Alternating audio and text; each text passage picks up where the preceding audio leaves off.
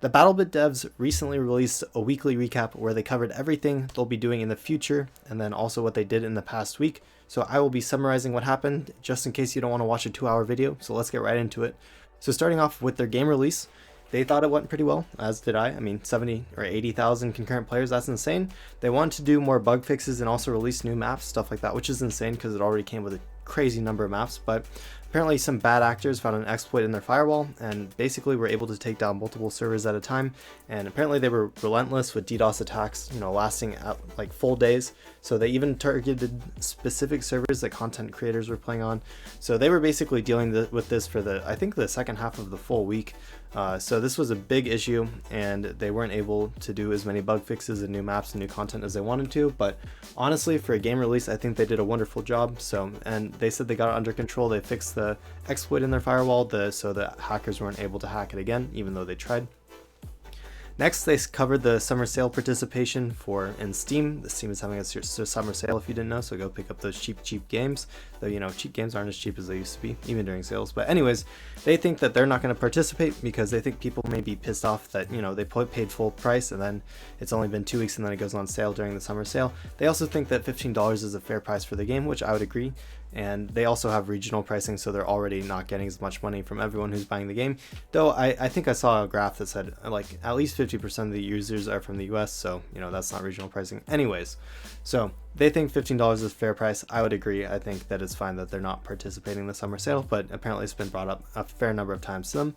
Next, they said that they're not mega rich from the game and that they actually have to pay 6 digits a month in server costs because they got the best servers they could because they knew that games live or die on how good their servers are when they start out. So that's actually crazy. I do have to wonder if as their player numbers dwindle slowly. I mean, I don't think it'll dwindle to 0 obviously, but they're not going to stay at 80,000 people forever probably.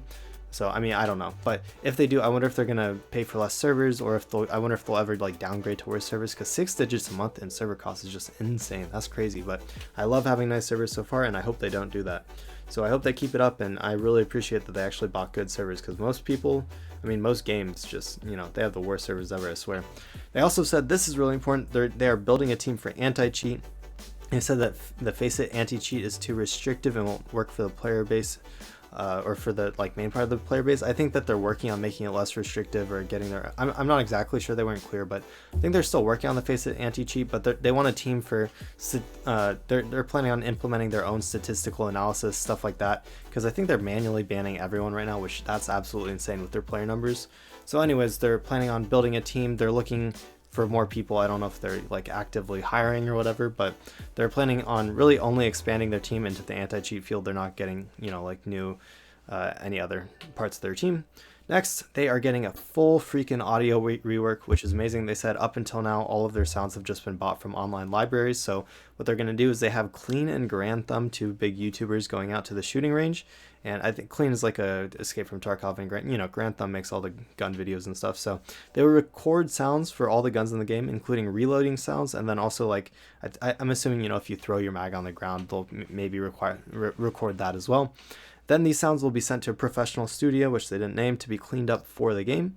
So anyways, full sound rework. I cannot wait for this. I'm sure this will sound amazing. Right now, some of the snipers don't really sound that good, and some of the other guns just sort of sound like pea shooters. So I hope that this really cleans it up and makes their game just sound absolutely amazing. The audio is the one thing that I could say that just in the gameplay scheme of things could definitely be worked on. And it makes sense. They've only been using sound audio, which is totally understandable, but I can't wait for this audio rework to come. Next, they said that they really want to get community servers out soon. They know people are tired of playing Conquest 24/7, and then I think it's Sergeant Oki specifically said that he's looking forward to seeing sniper only and pistol only servers, which I think would be very cool too. I'm actually thinking about making community server. I don't know how it's going to work or what it'll cost, etc., but definitely thinking about it just for my community, anyone who else wants to join. I don't know how it'll work, if you can make your own game modes or what, but just had a rough idea, so I may be doing that in the future. If you want to join, maybe reach out to me on my Discord and let me know. Also, I'll probably need moderator stuff for that, admins, so let me know for that as well. Next, they said that barbed wire will be coming in the near future as a gadget. I think that's the next gadget they're working on. It'll do damage and slow down your character, but it won't kill you unless you're in it for a long time. I also don't know if it'll do damage if you're just standing it without moving. That'd be sort of nice, sort of like Tarkov does. If you're just standing it, you don't take damage, but if you're moving through it, then you do. They're also thinking about adding road spikes to destroy the wheels off of enemy vehicles, and they're also thinking about adding small sand buggies, I believe they said, so like 3 people cars. So that's cool. I like more vehicles. I think it'd be cool if you could get into more of the cars around the map, or even if like on a couple maps they just had a Lamborghini, that'd be hella dope. Just like a blocky Lamborghini that's like really fast but doesn't do anything. I don't know why I thought of that, but that might be fun. Next, they will be reducing the charge of the suicide C4 down from 2 to 1, and they're also planning on making it so you can't revive after suiciding, which they said is just a little bit funny. You can be revived, so that makes sense to me for sure. And then they're also planning on doing balancing changes for attachments, but they won't do balance changes for weapons unless the community agrees 100%. But they said if it's like 50-50, 60-40, 70-30, they won't make weapon changes. So I think like right now, the only weapons I can think that they would 100% make weapon changes is probably the Vector. But even so, some people go back and forth, so I don't know. I think they could maybe add more damage fall off. I think that would be a good weapon change for the Vector. It just really depends. Next, so for the attachments, they're planning on making there be more trade-offs so that there aren't meta attachments for every single slot of every single gun, because usually the attachments are the same. I mean, for some guns it's slightly different, but generally you want a tactical barrel, the B25 handrail, and then a laser and a sight. So it's pretty meta for most guns. Not every single gun, but most of them are the same. Okay, so next, after balance changes, they're thinking of adding your squad mates to your compass so that people are not able to play more effectively in their squad. They want people to play with their squad. They know that it's a shooting game and it's arcadey, but they don't want it to be too arcadey, so they would like to make it easier if people want to. Hopefully they just make it a setting, and if you want to, you can make it so that up at your compass at the top, I don't know if people even know they have a compass, but if you look at the top of your map, you have a compass, and they may add it like lines on it so you know where your squad is from where you are. Then they talked about, people are asking to fade blue markers because it's annoying to see all these freaking blue markers on your map of all your squad, or not squad, but the people on your team.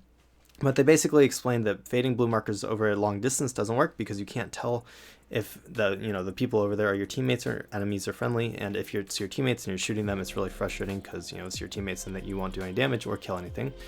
I think Oki said that one solution to this is to only add a distance where the blue marks fade away, only render enemies so you can't see your own teammates, and this would work, but they said that this would generally require too much processing power and they want the game to be able to run on a potato. So that makes sense. I don't know if they're going to find a different way of doing this or what they're going to do in the future, if they're going to do anything. I don't know, but they're not planning on doing anything anytime soon, I don't think, with that. Next, they said that they will never add a minimap. This seems to be a point of contention for them. They don't want to add a minimap. They think it would make the game even too arcadey, even though, it's a little bit arcadey, but they want it to be tactical and more hardcore. They, joked about adding a minimap option in the options that, is just a box square and it says press the map keybind. So I thought that was sort of funny. They said, though, they might add it for community maps. They haven't decided yet. Next, they will be implementing an AFK timer soon. They said that even they forget to leave the game all the time when they just hop in the morning to check something. So that makes sense. That's good. I can't wait for them to implement that. They're on a 127 game. There can be like 10 people on both teams AFK. So that's no fun. Less people to kill, less action. Definitely good to implement that as soon as they can. It can't be that hard to, right? I mean, I don't think it is, but they said there is a bug where the air drone is completely silent and they are having trouble replicating it, so it's hard to fix. So, if you have this bug, maybe report how you did it if you're able to replicate it again. There are also, for gadgets, this is the future, not coming soon, but they're thinking about adding a jammer EMP to stop vehicles, and then also a gadget that might allow you to eavesdrop on enemy squad chat. They think maybe not for normal modes, but more for hardcore modes, they may add that specific gadget. Next, they want to add the loadout in the main menu. Tons of people are asking for it, but they think that they're going to add in the future, not anytime soon. Again, they have a lot more priorities than that right now, and they said that if they didn't have anything else to do, they may add it, but apparently it's a lot of work and they don't want to do it right now. So they said that there are some websites that will allow you to mod the guns yourself, and I mean, generally, guys, loadouts aren't that hard to change. You can do it in a couple seconds. It's not going to make you lose the game. So I understand why they don't want to add that right now, for sure. Apparently Fandom, it's the wiki making site, reached out to them to create a wiki for BattleBit. So they told people to reach out to the team if they're interested in helping them build the wiki. So I would do that. If you have the wiki skills, reach out to the team, make sure they know, see if you can help them out with that. I'm sure they want as much help as they can get. Wikis are hard to make, and there's a lot of info in BattleBit. I mean, their maps are huge, stuff like that. So next week, they said that they're going to work on some more weapons and new models for old guns. And I actually wasn't clear on what exactly Oki, I think more coding guy, is going to be working on, but I'm sure they'll be adding something or other. I'll keep you updated once I know. Next, they're not planning on adding jets in the future as they think the game may be too small for them, so no airplane, maybe airplanes, but definitely not jets, so maybe in community servers, maybe, I don't know. And they finally said that they will not be adding parachutes either. Apparently those are used in Battlefield games a lot. To be honest, guys, I've never played a Battlefield game, so I wouldn't know. But anyways, yeah, guys, that is a pretty good summary of what they talked about. I hope you found this video helpful and more concise than 2 hours of them talking back and forth. I watched that 2-hour thing, I think like 3 times to get through all this. Once like on my car ride, and then I also went home and took notes on it. So anyways, if you like this video and you want me to keep doing this in the future, make sure to leave a like, subscribe, let me know in the comments below if I should keep doing this or not. If the video doesn't do too well, then maybe I won't do this in the future. It took more work than normal for most videos. But anyways, I hope you found this video helpful. I hope you enjoyed. Thanks for watching, y'all, and I'll see you next time. Have a great week. Oh, and last but not least, I set up Discord integration for channel memberships. So now if you buy the Vanguard membership for my channel, it's just $5 a month to support me. Totally up to you if you want to. It's not expected or anything, but if you want to, that you have your own channels in Discord. It's called the Vanguard General and Suggestions, and then a Hangout for voice channel, and it's only for channel members. And if y'all want to add any suggestions for things I can add for y'all, I'm all ears, so let me know. I've been working with Stable Diffusion to get custom emojis out for y'all as well. So as soon as I get that figured out, I will have all those, and then I will get those uploaded to YouTube as well. So that's just, if you want to support me, just let me know. And thank you to my channel members for generously supporting my videos. I really appreciate it, and I hope y'all have a great night.